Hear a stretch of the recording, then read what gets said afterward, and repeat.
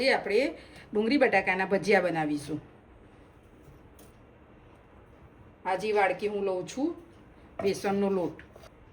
4 જણના બનાવું છું એટલે હું 5 વાડકી જેટલો બેસનનો લોટ લઉં છું।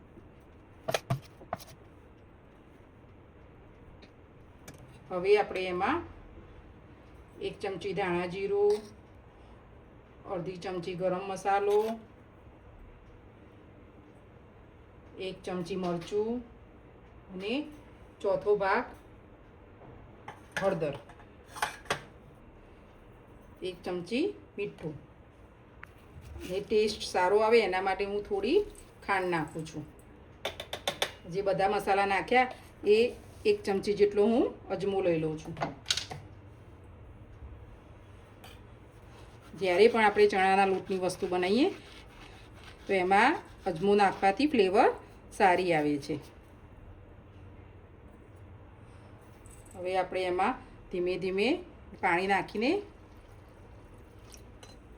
બેટર બનાવીશું। આપણું બેટર તૈયાર થઈ ગયું છે। હવે આપણે એને રેસ્ટ ઉપર મૂકીશું। ત્યાં સુધી આપણે ચટણીની તૈયારી કરી લઈએ। આપણે ચટણી બનાવવા માટે 500 ml છાશ લીધી છે। એમાં 2 ચમચી ચણાનો લોટ નાખ્યો છે મેં। ચણાનો લોટ નાખ્યા પછી આપણે તેને હલાવી દેવાની। હવે એમાં 5 મરચાં લીધા છે તીખા,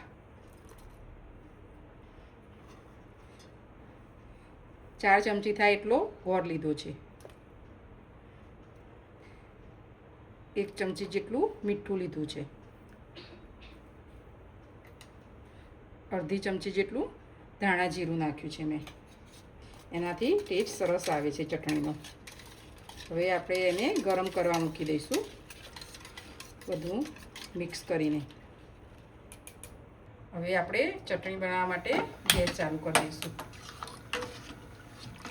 જ્યાં સુધી ગરમ ના થાય ત્યાં સુધી એને આપણે હલાવતા રહેવાનું છે। આપણી ચટણી ઉકળી ગઈ છે।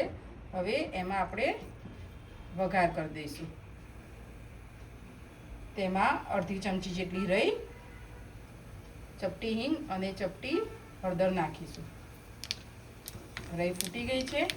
હવે આપણે તેમાં કઢી પત્તા નાખી દઈશું।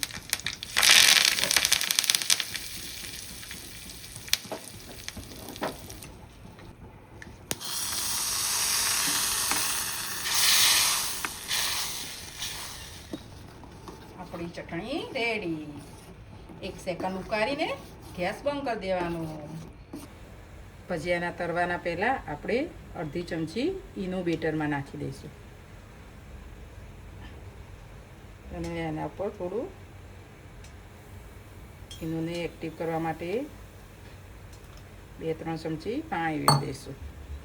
બેટરને મિક્સ કરી દઈશું। હવે આપણું તેલ આવી ગયું છે। હવે બટાકા, ડુંગળી અને કેપ્સિકમના આપણે ભજીયા બનાવીશું। તમને જે ના ભાવતા હોય એની સ્લાઈસ તમે કાપી શકો છો।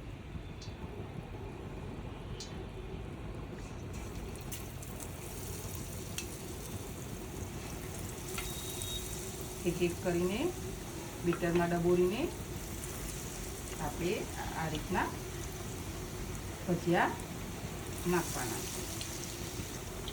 આપણા ભજીયા થઈ ગયા છે। તમને મારી રેસીપી ગમી હોય તો લાઈક, શેર અને સબસ્ક્રાઈબ કરજો।